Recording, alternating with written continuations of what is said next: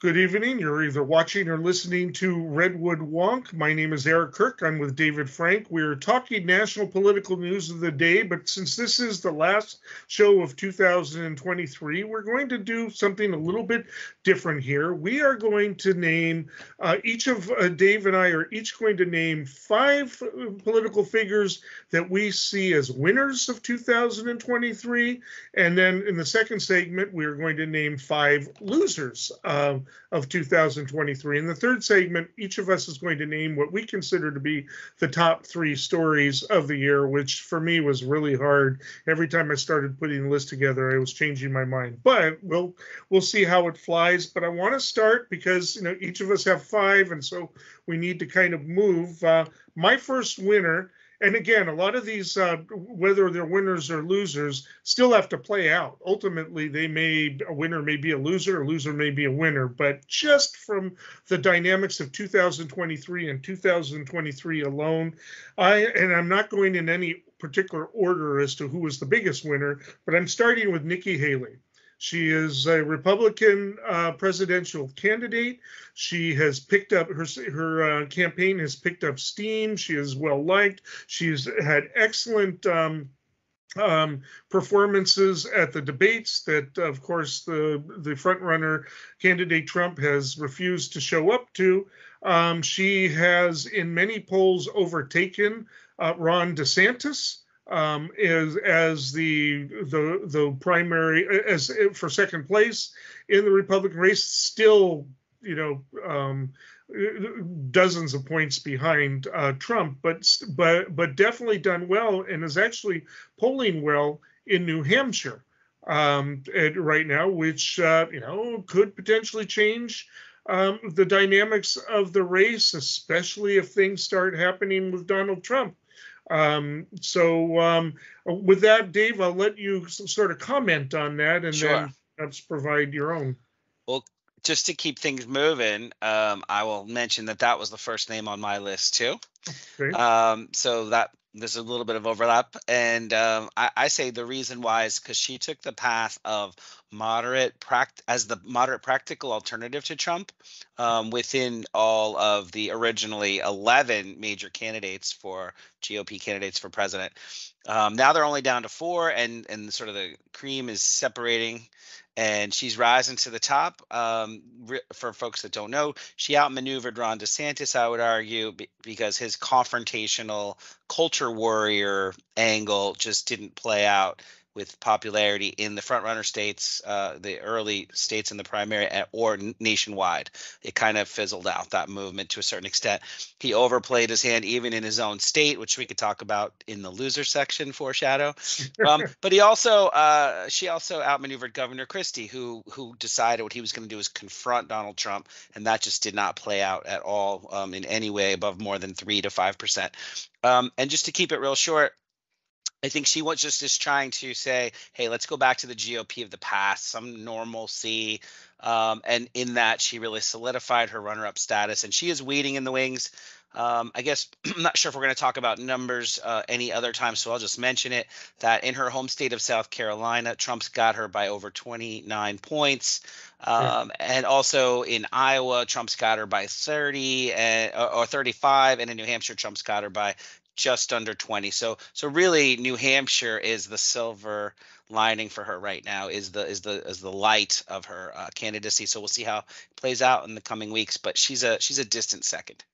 I think so too, but when I think in terms of the big picture too, she's also set herself up for a possible future run, or a run for the Senate.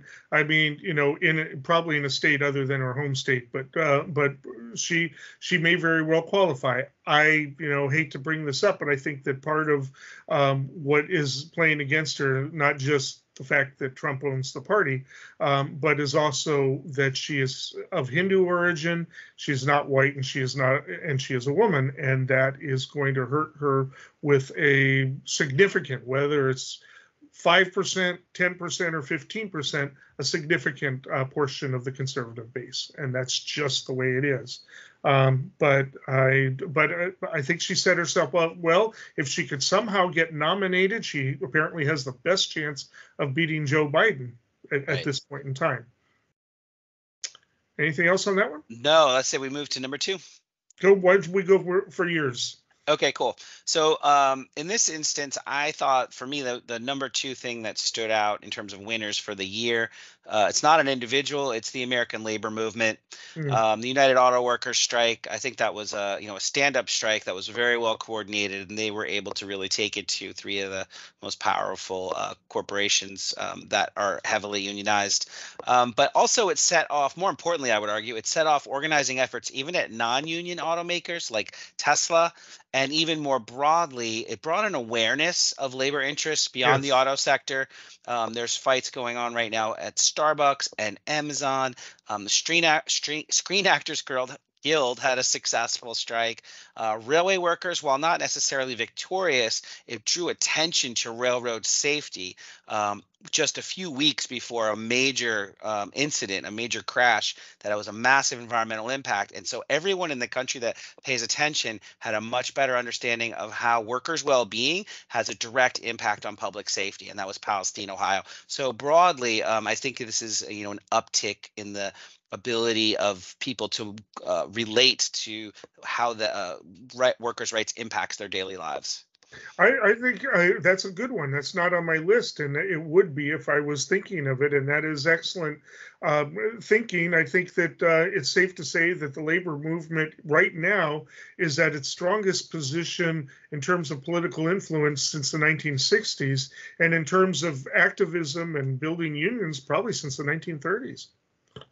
So good choice. I'm going with number 2, Governor Gavin Newsom. He has been all over the place, as we just previously discussed on this show, that he is sort of the standard bearer. He's the one fighting for Joe Biden. If Joe Biden does drop out for some reason, he'll probably be a candidate that is in a good place to win it. He's most likely running for 2028, but he's gone on to Fox News to even debate Ron DeSantis. He showed that he's not afraid. He's taking on the Republican governors of Texas and red state America in general.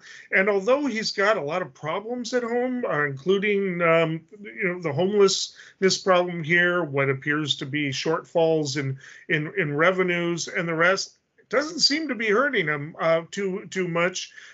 He is, and probably the economy in California will rebound. Homelessness, everybody's going to have to address, but it doesn't seem to be affecting him this much, so much as he is the person out there who seems to be willing to fight for Democrats. Yeah, so we might be able to save a little bit of time here because that's my 3rd choice. Mm-hmm. And to be fair, everything that you said were my observations almost to the T. I just want to add and reiterate that he did really prove himself well in that showing, in that debate with DeSantis. He was able to get into sort of a hostile arena, Fox moderator, although he did have prior experience working with Sean Hannity on other shows. So they have a good rapport, respectful rapport. The deck was stacked against him, and he showed that he can compete in the arena of ideas. There, like I said, there was a little bit of in our prior show. There's a little bit you could criticize him for, sure. But that's true of everybody. I think that he proved himself to be next in line. I didn't look up the betting numbers recently, but the last time I checked, where people are betting real money on who they think would be the strongest candidate to be the next president, he is behind Biden. And Trump. He's next. He's in front of every other person that you would even think of, and other people that you wouldn't. He's the odds-on favorite to be the next president after whatever happens in this cycle. Well, why don't I do my number 3? It's probably on your list too, Mike Johnson. That's my next one. Yeah, so Mike Johnson, of course, is a very staunch right-winger who is managing to kind of present himself as a moderate enough to maybe hold on to power as the Speaker of the House, replacing McCarthy. a little bit of foreshadowing.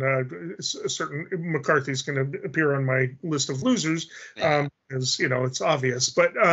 But he rose to fame. Nobody knew there were multiple people, Jordan and other people, trying to become the speaker. He came out of nowhere. Nobody knew who he was outside of the D.C. area, and he. So far is keeping it together. I say so far because the jury is out. We haven't got to this next crunch in terms of the shutting down of the government, or and the mandatory cuts across the board, all those types of things.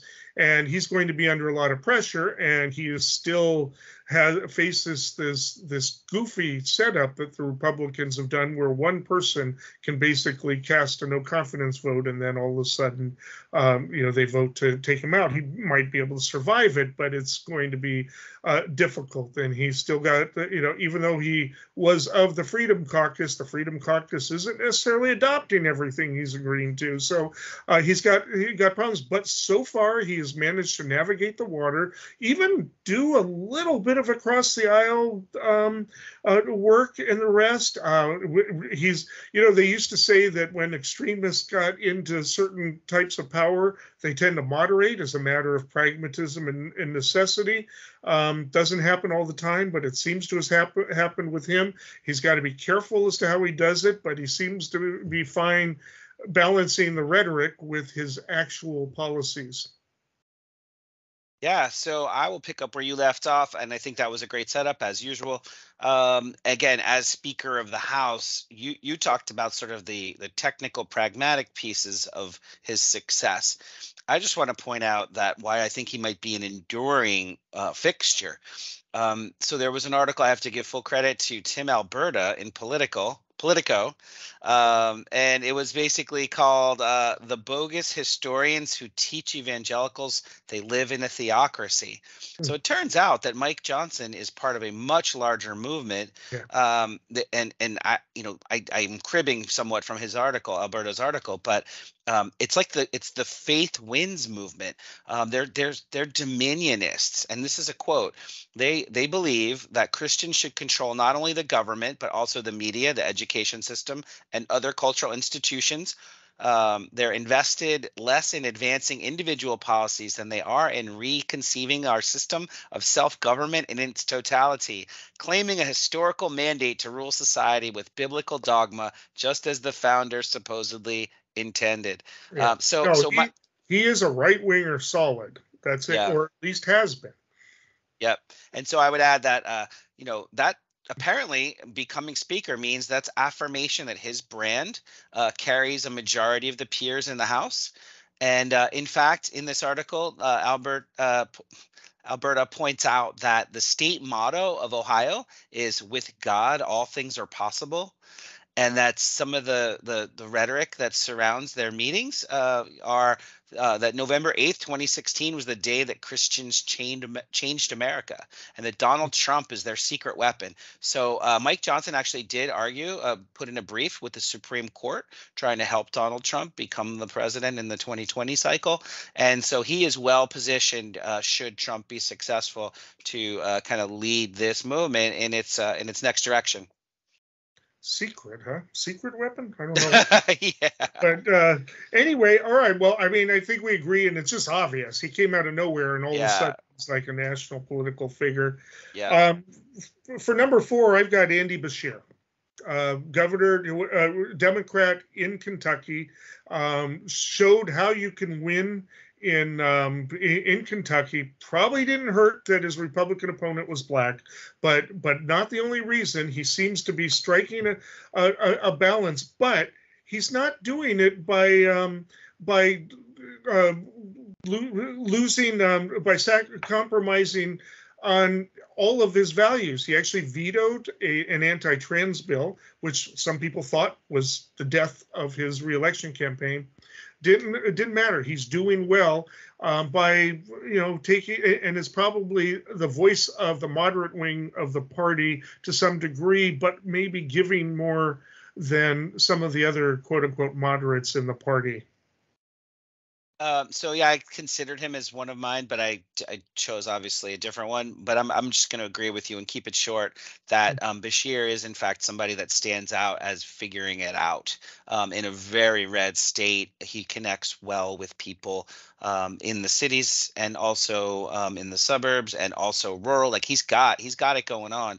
He can speak the language that rural people can relate to, and I think that that's a great trait in terms of his long-term political odds to be effective. All right, do you have a fifth? I do. Mine's a really easy one, and we don't have to get super into it. But I just decided to say Donald Trump for all the reasons you would imagine. He has an even chance to become elected president this year, despite the fact, well, next year actually, it's still 2023. Even though the fact that he's such a polarizing figure, I think the controversies just seem to roll off of him, which is that's his reason enough. But he's dominating his party despite 4 indictments and 91 charges. I know we talk about these ad nauseum, but even though Colorado Supreme Court said he can't be on their ballot, I suspect the Supreme Court will probably overturn that, either saying no, there's no system set up for making this determination and therefore it's arbitrary, or that they may just interpret this narrowly, saying that the 14th Amendment was designed for situations like civil war, secession, traitorous people, armed rebellion, and just say this is not applicable. And I think I'll just point out 2 things real quick.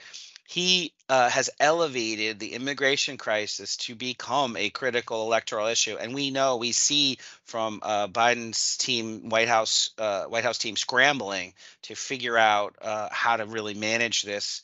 It's like the 1-2 punch that the House is really pressuring them.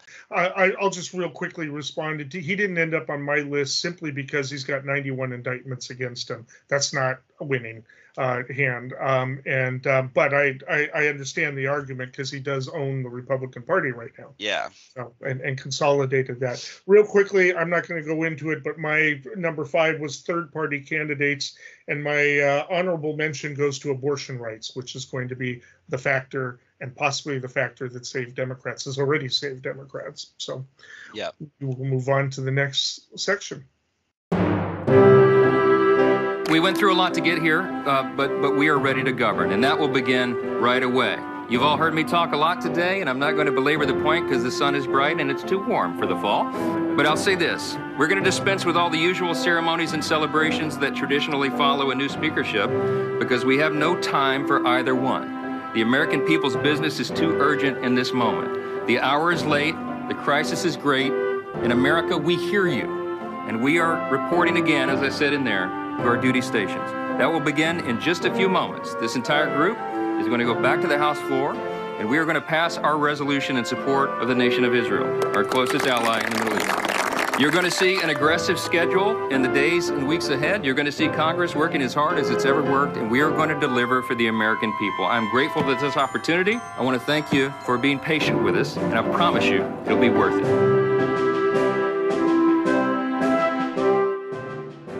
This brings us to a much easier one, and we could have.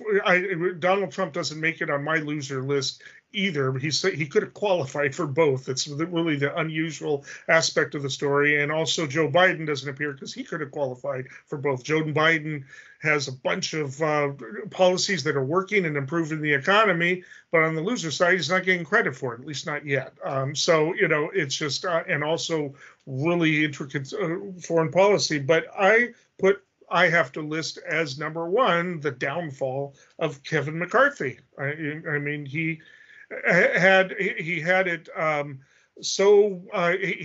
He was at the top of the game. His game. He came in after he was actually Speaker of the House before Nancy Pelosi, and then after. But he just could not negotiate the tension within the Republican Party between the typical quote unquote rhinos from the MAGA point of view and the MAGA Republicans. He didn't survive it and went down in flames, and now he's leaving Congress. I haven't seen a downfall that quickly, where there wasn't a scandal ever. Yeah, and so that's it's not number one on my list, but it's certainly, I'll just pick up on your lead because you commented on so many aspects of former Speaker Representative Kevin McCarthy. Just his inability to thread the needle. Ultimately, that the fact that it took 15 ballots, the most in history, to get him named to be Speaker, and that he had to negotiate it only took one member to call for a motion to vacate, which is like the equivalent of a vote of no confidence. So the factions were really just too divided for him to thread the needle. And he did miss a few opportunities to exhibit leadership when he sort of froze, I think, and said, "Hey, I'm not going to make anybody angry. I'm not going to make any sides have any resentments." But that just bred more resentment because of the inaction or the inability to kind of step up and pass certain things, or at least push hard enough to get consensus. So the fact that they ended up choosing who they did and not any other conventional leader like Majority Leader Scalise or Speaker Pro Tem McHenry or House Majority Whip, so the fact that they went away from all former leaders is just shows that it's he really burned bridges badly. Huge. I mean, comparable to the fall of Julius Caesar, if you ask me. But all right, who's your number one loser? My number one loser is President Joe Biden. I think that he's got record low level of job approval in the polls, down to just 37% favorable. There's widespread perception of his old age as disqualifying both for mental and physical infirmity. He really, whether it's a communications problem or a leadership problem, he does not get credit for his policy accomplishments. So he has amazing industrial policy achievement, infrastructure investments, science and technology investments, Inflation Reduction Act, which is really a robust green transition policy. But there's just this lack of enthusiasm among the base more generally.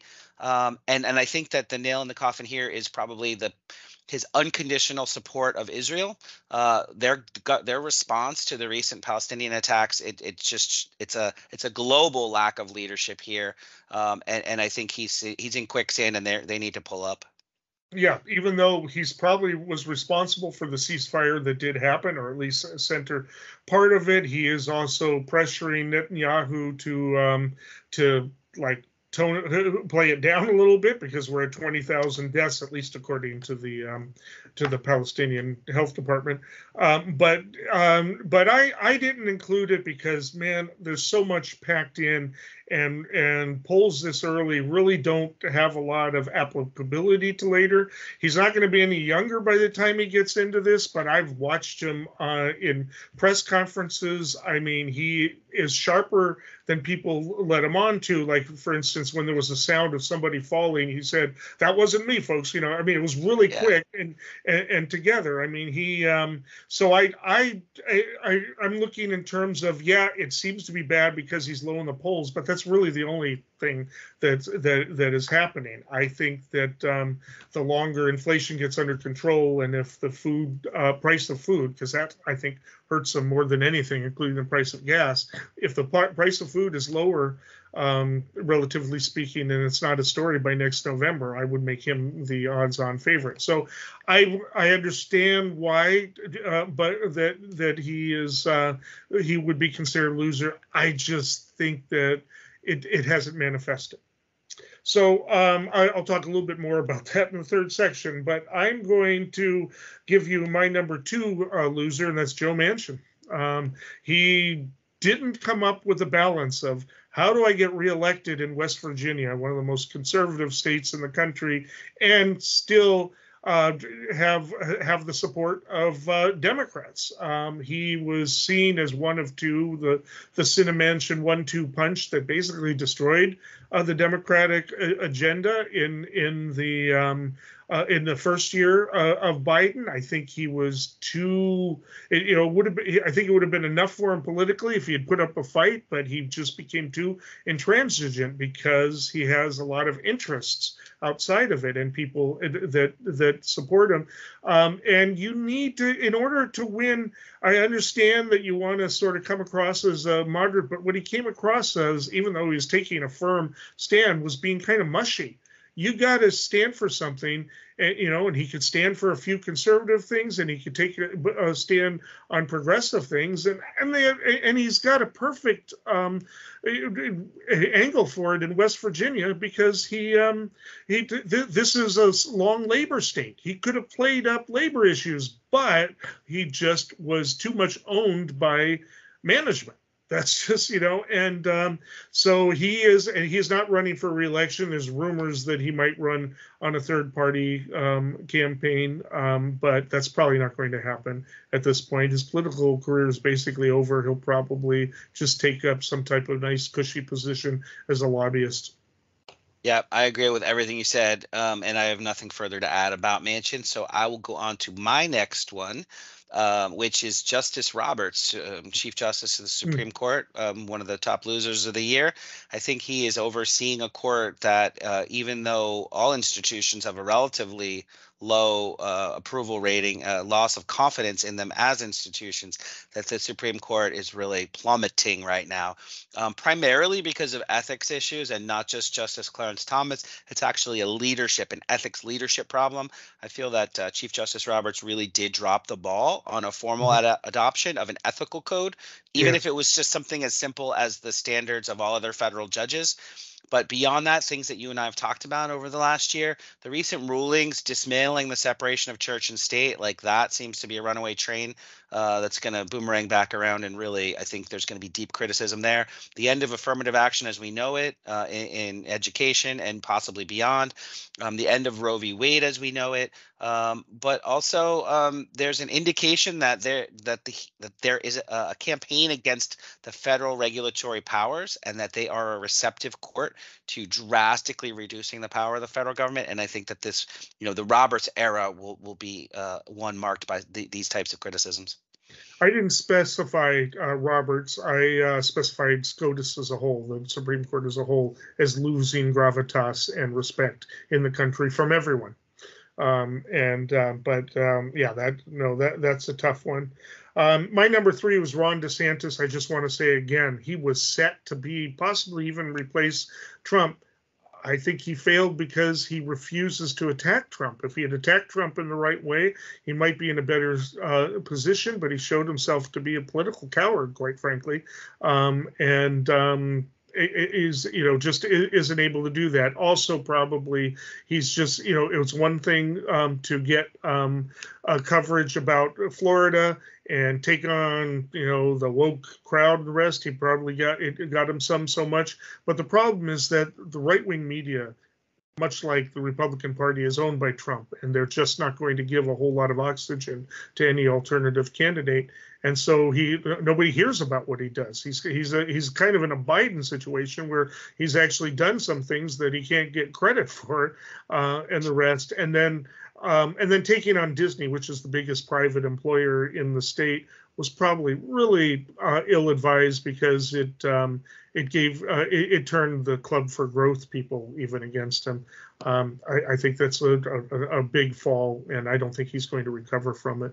We've already talked about it a little bit, but if you want to add to it. Yeah, I'll add briefly. He was on my list too, that he chose the lane of culture warrior, and but extreme full throttle culture warrior. And so not just in his leadership and track record, leadership air quotes, of Florida, and choosing the dog whistle approach, I think, is just so polarizing. And I personally don't hold it against somebody for not having charisma. We try to get beyond that and go to the policies themselves. But like what you said about Disney and the business community more broadly, the idea of that belonging, dignity, and justice, the equity concept, that LGBTQIA2S plus is somehow a bad thing, instead of saying let people be who they are. It's just compounded immensely by then parlaying that into book bans and the politicization of school curriculums, and then taking it even one step further. Instead of being exclusionary, it's actually rewriting curriculums, a whitewashing of curriculums. So he checked all the boxes for bad moves. He's got himself in a hole that is a dead end.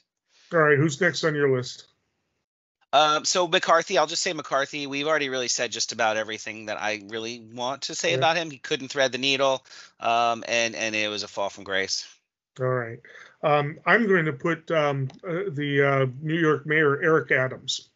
He was making some good progress, but he took on the Democrats on immigration, so he's burned some of his bridges there. But he's not really picking up a whole lot of support from Republicans or anything like that. Not that that would do him all that much good in New York City, but I think he was thinking of running for higher office. Now he's got a whole ethics thing going on against him. Nobody likes him. It was kind of a miracle win over progressives to get into that position. He's not that unprogressive of himself. He's actually got some fairly progressive positions, but he just completely misplayed his hand. Yeah, and I agree with everything you said with not much else to add. I considered adding him to my list. So the last person on my list is not actually a person, it's an entity. And this is, I lumped together as United Nations, international law, and the Geneva Convention. So the prospects for peace in the Middle East writ large affects all of us, even though this is a national policy show. It really does affect us all because the United States plays such a critical role in international law, international norms, the peace process, and the prospects for the peace process in the Middle East. The Oslo Accords, as we know them, we've reached what I think can be almost officially declared as the demise of the two-state solution, or certainly the darkest hour in my adult life. And then President Benjamin Netanyahu, Prime Minister Benjamin Netanyahu, he publicly has admitted to his constituents he's proud of his successful efforts to prevent Palestine from becoming a state. His cabinet members are saying it. They're very outspoken about things that are, highly contemptible from most perspective, most thoughtful perspectives. There are internal documents that indicate that they have a goal of ethnic cleansing. Even public opinion within Israel has shifted from strong support of the two-state solution to strong opposition. So it's really the darkest hour here when it comes to that. I think that's a good one. I mean, I hadn't really thought of something that broad as an entity to do. On my list, I've got some honorable mentions we can go on to that are much more interesting. But Mike Pence. I mean, yeah. He took this job as vice president, but then because he wanted to honor the Constitution, or maybe just not take a brave stand, maybe he lost his fortitude in it, but he burned Trump and MAGA by not blocking the approval of the electoral ballots. And so he went down, he tried to run for president, and even with other candidates praising him for the brave stand he took, he never got, I think, definitely didn't get outside of single digits. I don't know how often he got above 5% in the polls. Finally dropped out. And he is going to slide into history, and that he really has nothing else to offer. And I mean, to his credit, he did have, before this election cycle, he did have the backing of funders and party insiders, and the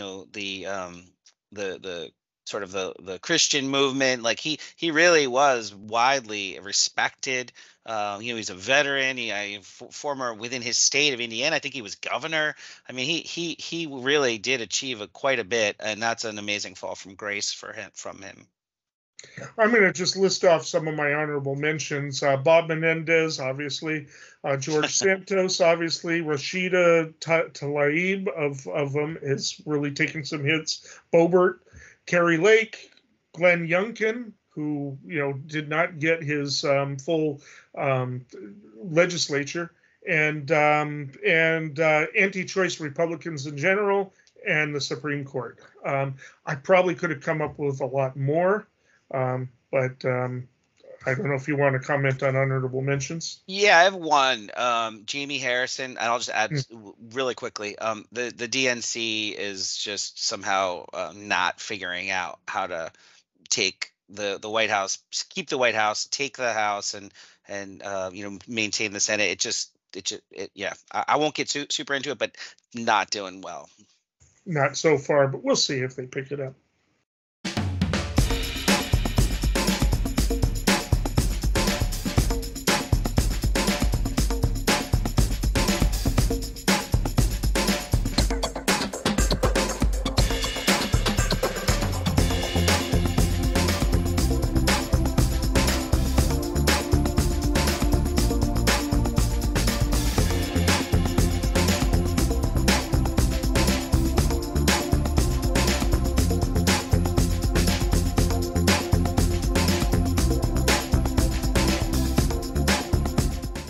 All right, that takes us to our final segment. We discuss our top 3 stories. There's overlap to what we've spoken already, but why don't you go ahead and provide your first one so you can start this segment out.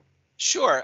So for me, it's the shifting role of the Supreme Court. And we talked about it earlier in this show, but the impact of Roe v. Wade being overturned on electoral outcomes, that, not to put too fine a point on it, but it was important in every election in the off cycle in the that we just had across 7 different states, particularly significant in GOP states because of the surprise support of conservatives of younger age cohort, but also conservative women. It really did get the vote out. So the example I like to give is in Ohio.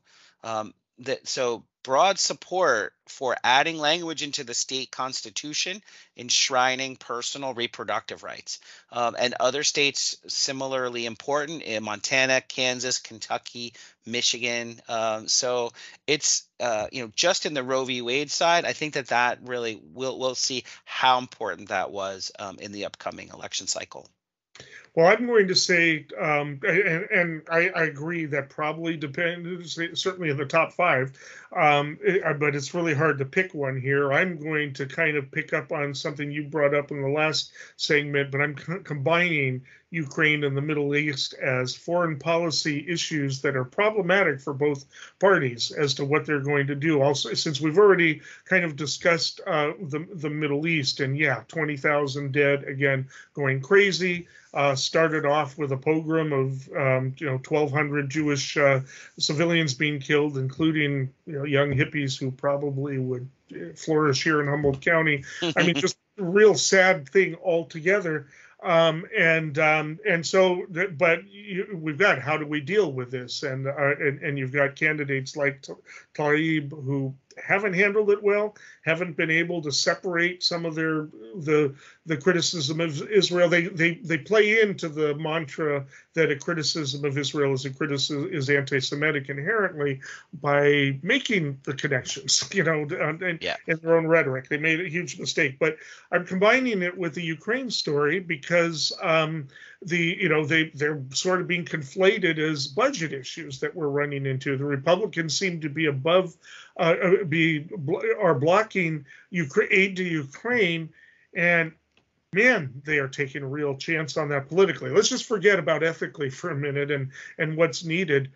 If they lose ground because they are running out of weapons, that's going to hurt the Republicans. There's no way that won't absolutely hurt them, because Biden is already putting it on them. So were the other Democrats, that they are in Putin's camp, and so I consider that to be, even though these are international political stories, they have huge impact on U.S. politics, and we don't know how it's going to play out. Yeah, I mean, and just to speak briefly about that, Ukraine, just rough numbers, Ukraine, we contribute about $50 billion a year towards keeping the government going, another $50 billion a year in weapons, and there's so that's $2 billion a week.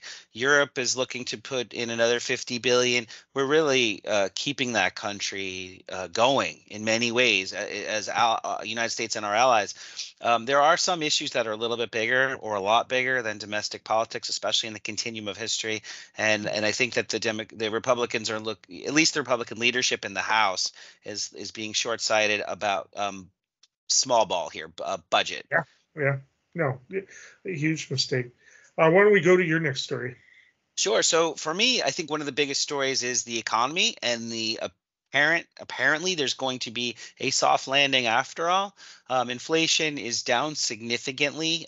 Core inflation, gas prices and durable goods are down, and that's really important for folks. Although services, which are 65% of our spending, food costs and housing have been lagging a little bit here. Yeah. But Yeah. there are signs in housing that a lack of affordability is finally impacting housing prices for many places around the country, where prices have come back off peak, and that's not everywhere. But in addition to that, housing construction starts, single family, multifamily have picked up. There's been signs from the Federal Reserve that that the interest rates have reached their Well, near-term peak, yeah. and that they're going to begin to moderate with 3 cuts next year. We have near full employment. Stock market's near a record high. We now have a second wave of record corporate profits since the COVID crisis. So Yeah. if you're looking at it from the employer side, it's world-class economy. But Here's also from yeah, go the ahead. worker side, because the unions have got so that wages have increased, which is part of what has kept inflation from dropping Yeah. too quickly. But it also provides the soft landing. So we're talking about a lot of disparate data points, but one data point which I hadn't looked at in a long time, and I just saw it when I was prepping for this show, our GDP now has been just on a tear. And we are now at a $27 trillion economy in the U.S. Yeah. That's up $7 trillion annually since COVID. So that, some people say, well, that's because the government is spending us into oblivion. In fact, it's 6.25 trillion over the last 3 years. Now that's not any, that's a problem, but you can't simply say, oh, we're cooking the books through government spending, because Right. that's 2 trillion a year, but we have 7 trillion a year in growth. So it's working. Yeah, I mean that was one of my stories too, except that I also had it in conjunction with why doesn't Biden get credit, right? And Yep. you've talked about it, his age and the perceptions around that, and the fact, and my point is that food has to come down. Food and Yep. gasoline are the 2 big things. Gasoline is dropping. I mean, he's doing everything, including, it looks like, making deals with Venezuela. Republicans are screaming about it, but it doesn't seem, that's not hurting. But his polls are are low, record lows, and yet, he's pulling off a great economy. I'm going to have a prediction about that at the end and explain why I don't think that that's such a big deal. It's that he's low in the polls right now. But we'll talk about that. I have to include the Trump indictments. These are the story going on. 91 indictments, one after another. It's in the news every week because he's trying to slow things down so he can get elected president. I think we could throw in the Colorado decision, which probably will be overturned by the Supreme Court, although I really have to wonder how, but what they're going to come up with. I know they're probably going to opt for a procedural thing rather than a constitutional thing. They don't want to say he didn't participate in an insurrection. But the Trump indictments, I mean, for better or for worse for him, he's facing it. And you can say whether it's good or bad for him politically and put him in the winner's circle. I just can't do that because he could end up in jail at some point, either before or after his presidency if he wins, right? I mean, it's just, I don't know that self-pardoning is going to work, but whatever you want to say about it, this is one of the big stories. This has never happened before in the history of the United States, and will change the course of history one way or another. Yep, I'm with you. That was my other one also. The continued dominance of Donald Trump on the GOP, the 4 indictments, 91 charges, both state and federal. And now, while some of them might not seem that important, like mishandling of classified documents or inappropriate hush money payments as a campaign expense, I agree those don't sound particularly damning. But the other 2 they could be game changers, particularly the state charges in Georgia of criminal conspiracy to overturn an election. I don't know if they'll be able to get this through appeals before the election. In fact, they are very unlikely to do so, which means, like you said, it is unprecedented that we, in addition to those state charges, federal election subversion charges, which seem much easier to prove. He could be facing time that he owes. And as we've talked about before, I think that would ultimately end up as house arrest.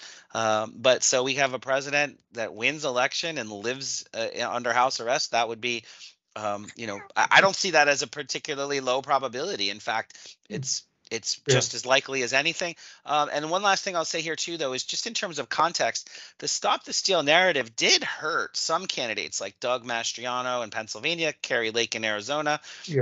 Those are places where generic Republican candidates could have easily won.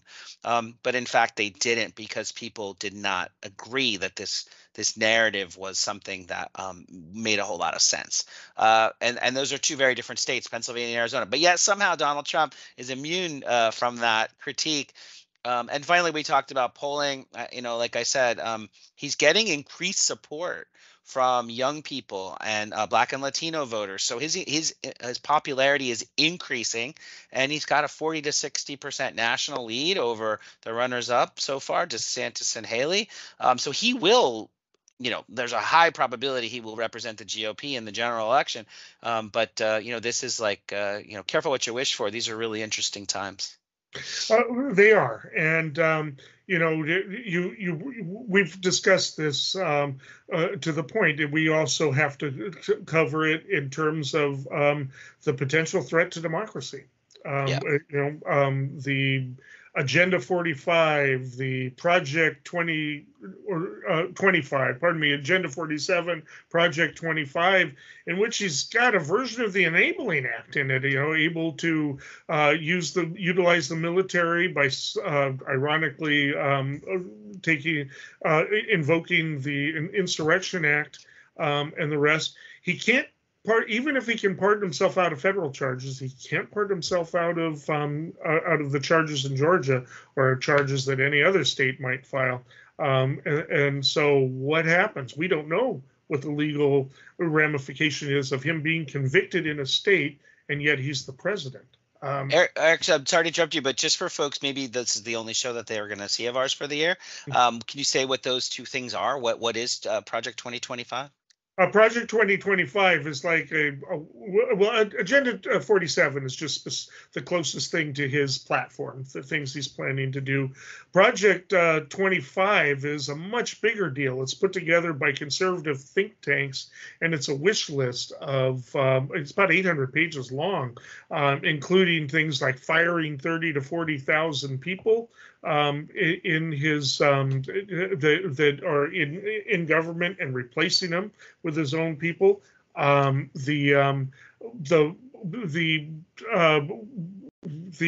forget whether it's in Agenda 47 because I have not read all 800 pages of that, but the executive order to basically overturn the 14th Amendment on birthright. And overturn the court decisions that have held that if you're born in here, it doesn't matter who your parents are, you're a citizen. And he believes that he can issue an executive order basically overturning all that, which means that we've got people in their 90s who have been citizens all their lives who could lose their citizenship over it. I mean, there's just a lot of real scary things in that, but that's how he's going to handle the border. So if you folks just want to know all the details, Project 2025, you just Google that, and it's literally project2025.org. This is something that I think the Heritage Foundation is the parent of the project, but they've got about 80 other organizations to back it. And they've gone through and they've picked out all the pieces of the government and hired specialists to come in and comment on ways that they would reform them. And this isn't some conspiracy or anything like that. It's actually a strategy. It's actually a position paper that people stand behind, and they do interviews to endorse it and support it. And here's one piece of it that I think is worth mentioning too in our closing minutes. They do this every 4 years, and they have for a very long time. Yes. And when Donald Trump was elected president, they had a similar paper, and it's been reported that about 96% of their recommendations were put in place by President Trump. So this is actually something that has if he does get elected, a very high likelihood of at least being attempted. Yeah. I mean, I had on my list, but I don't want to talk about it anymore. The rise and fall of Kevin McCarthy. That's obviously a big story in terms of also its implications for the Republican Party, because they're on thin ice internally and externally. They've got a real problem. But I wanted to kind of throw in the other story is that every election in which abortion has been on the ballot in one way or another, or it's been an issue, young people have turned out, and it has benefited. And the Democrats, since the Roe v. Wade was overturned, the Democrats have basically overperformed in the polling for every single time. This is kind of quiet because people back when didn't make voting, at least the pro-choice people didn't make that voting an issue. But we've seen some horror stories now in Texas of the woman who was going to give birth to a dead baby anyway and wasn't allowed to abort it on that basis, had to leave the state to do it. We've got the story of the young rape victim in Ohio who had to leave the state, and they wanted to prosecute the healthcare provider who did that. We've got people leaving the South. We have actually locally, as I've mentioned, a pediatrician who left Alabama because she could not hold to her oath and follow the law. I'm going to let you follow up, but I think that's one of the big stories, politically speaking, that's going to be a bigger issue next year. Yeah, just final thoughts on this are that, a complementary detail here is that people have written about how college towns across the country, every state has them, that these voters are extremely engaged currently. And women that are independents, women that are Republicans, women that don't vote in every cycle, they're turning out just like young people are. And so we'll see. It's going to be one of those mobilize the base years. Eeny, meeny, chili, beany, the spirits are about to speak. Are they friendly spirits? Friendly? Just listen. That takes us to predictions. Dave, what do you have? So my prediction, I think I told you offline once before that I felt bad the way I worded something. And what I had said is there's a good chance that Republicans can take the Senate, keep the House. Donald Trump can win. They already control the Supreme Court. And I apologized because I thought that was very negative and it didn't reflect. It was a chance. So my prediction is that what we're going to see is some combination of high turnout, high engagement, and that statewide elections like the president and like the Senate, we have a really good chance of the Roe v. Wade issue being the determinative factor. But when it comes to the House, it's very segmented, and I think the House will remain in Republican hands. Interesting. I would predict that both branches of Congress are going to flip in opposite directions. I think the House is going to the Democrats, but we'll see. I'm going to make my prediction that right now Biden is low in the polls. I don't think that the issue of his involvement in the Middle East and his support for Netanyahu is actually really hurting him all that much in terms of numbers. It's hurting him among some progressive bases, but people don't tend to vote on foreign policy, and that's what they see it as. But because the economy is going to get better, interest rates are probably going to be dropping. Price of food is probably going to be dropping, and it's going to keep expanding unless maybe the China's collapse has an impact on us. That'll be the only chance that we have a negative economic impact. I think he's going to start to do better in the polls, especially as the indictments of Donald Trump move forward and the public actually learns more details about what's going to be presented as evidence. I think you're right on. All right. Well, until next time, stay informed and stay engaged.